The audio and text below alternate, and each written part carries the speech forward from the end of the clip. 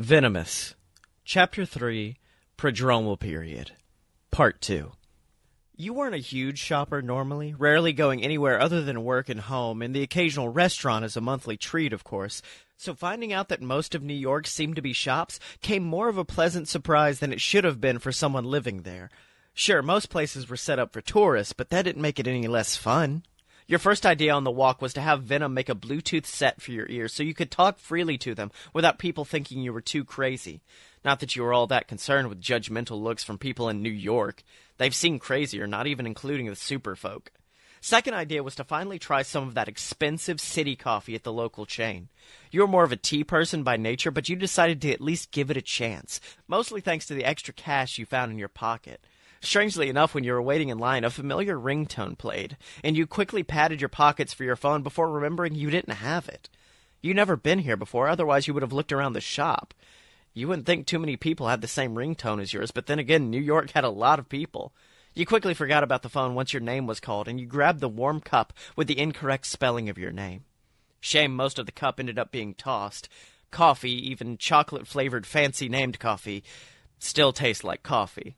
It did give you enough of a rush to continue your walk around, allowing you to mentally take note of some bars you planned on looking at later in the evening, before you finally found a nice clothing store. You spent a good few hours looking at things, taking them to the fitting room to try on, and just letting Venom change into them while you looked in the mirror and critiqued everything.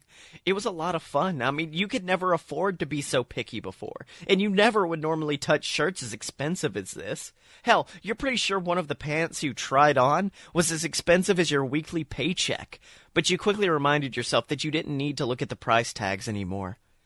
"Too much blue," Venom commented, quickly changing the blue striped shirt you were currently wearing to be more of a greenish color, and it immediately was nicer on the eyes.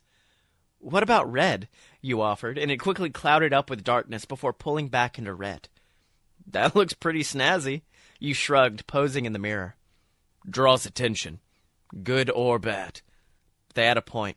You wanted to wander the streets after the bar. Maybe you didn't want to attract that much attention.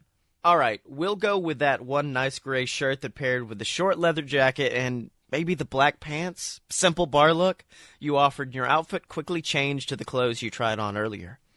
"We like this look." "Indeed we do," you agreed, turning and looking yourself over as much as you could in the mirror. You nodded and motioned in a circle with your hand, and your outfit quickly changed back into your work clothes. "Thank you." You smiled to yourself before grabbing the perfectly untouched hanging clothes and bringing them back out to the man behind the desk. Carl, his name tag said, but he didn't look much like a Carl. "Any winners?" he asked, using a customer voice on you. You laughed casually and shook your head. "So close, but so far. Thanks anyway." You shrugged and walked out, smiling to yourself. Outfit shopping took up most of the day, making it close enough to a reasonable drinking time, and you switched outfits in a restroom and gradually made your way back to the less dense part of town to decide on a bar.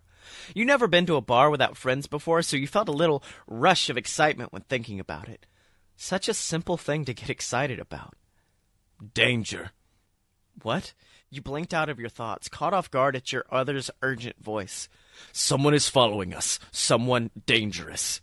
You had a hard time keeping up the same pace, but you quickly tried to continue to pretend everything was normal. "How long?" you whispered under your breath. "Don't know. Need to run. Get out of here." If Venom sounded that scared, it was with good reason. You slightly quickened your pace and aimed for the next alleyway, quickly turning the corner and picking up in a run, ready to leap away. Your ringtone rang out from behind you, followed by a masculine voice calling out, "Hey, receptionist!" You stopped, confused. "Run, run, run." Every inch of your body wanted to keep running, but your curiosity got the better of you, and you turned around. Just a few yards down at the entrance of the alleyway was the guy from yesterday, right before the explosion. He looked worse for wear, but was still wearing the leather jacket and kept his hair nice. He was holding your phone in his hand up next to him, and he smiled. "This yours?" "Lee, we need to leave. Get out of here. Run." You could feel the nervous energy Venom was giving off, and it was nearly overwhelming.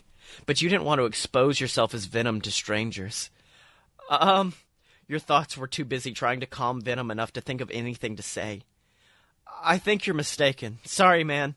You shrugged very visibly and felt distressed when he stepped further into the alleyway. Can't be. This looks just like you. He spoke, swiping his thumb to the side, and the screen showed one of your rare selfies. You were having troubles being clever. Can't be clever with Lee. Lee is clever. Need to run. Huh. Yeah. Would you look at that? You took a few steps back as he approached, and you held out a hand. Look, man, I don't know what your mom told you about approaching strangers in dark alleyways, but you're making me nervous here. I don't need my phone back that bad. You laughed nervously, and he stopped walking, making you feel instantly relieved. Until he dropped the phone and pulled out a large and weirdly shaped gun out of his jacket. It didn't look like any military gun you've ever seen before, especially for the fact that it had a very weirdly shaped silencer? You've never seen a silencer shaped like that before, and you've played plenty of games. I'm here for what's mine. Whoa, wait, whoa. Yo, Lee, calm down. I don't have anything of yours. I only got like 200 cash on me, but it's all yours, man. You immediately hold out both of your hands and take a few steps back, panic coursing through your veins. Uh-oh. Uh-oh? What's uh-oh? Lee smiled again, tilting his head ever so slightly. Never did end up telling you my name. You realized your mistake and immediately turned to jump. You could feel venom coursing over your body, quickly embracing you, and a deafening, ringing sound knocked you down, causing you to scream as you felt venom splatter around you. You could feel how cold the air was, making you suddenly very aware of how exposed you were. The ringing vanished, and you gasped out for breath, pulling yourself up instinctively, and seeing Lee stepping calmly forward, keeping the end of the strangely shaped gun in your direction. The gun was the source of the sound, then. And it really fucking hurt. You stood and brought your hands forward to attack him, but you saw mostly skin. Dark liquid was running in thin rivets along your arms and most of your body now that you looked down. You could feel venom pulling itself back together slowly around your feet, but they were quiet. You could feel how hard you were breathing, and you found yourself very, very afraid. You slowly looked back up at Lee, who was just feet from you now. He was showing teeth, but it couldn't be called a smile. Look at that. You two aren't even permanently bonded yet. Oh, that just makes this a lot easier. His finger tightened, and you didn't know if another one of those sounds would kill Venom. You let yourself stop thinking so much.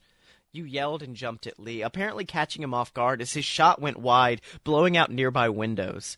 It was a very stupid thing, and no sane person would willingly jump at an armed man when mostly nude, but here you were, managing to tackle him and knock him to the ground.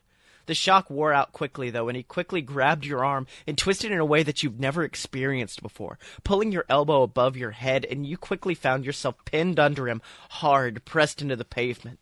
There was a tense moment before a sickening pop rattled through your body, and you screamed out as it felt like your arm was just torn off.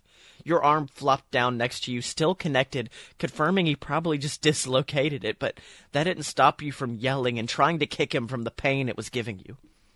Oh, shut up. You felt him adjust his weight over you, and you heard the sound of metal scraping. Something sharp quickly met your neck, but it suddenly jerked and stabbed next to your collarbone instead, as his weight was thrown off of you. You cried out, trying to pull yourself up with your good arm, but every movement sent pain shooting throughout your body. You pushed and sat on your knees, looking over to see a knife sticking out of you close to your shoulder.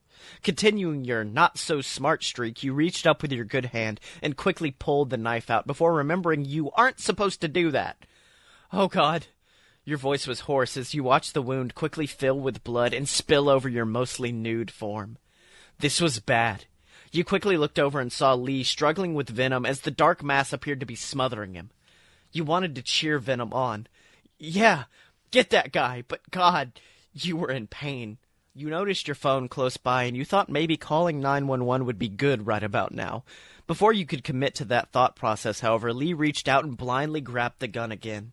Without even thinking what you were doing, you leapt at the gun to tackle it away from your friend. Forgetting about your lame arm, of course, and you hit the ground much harder than you intended.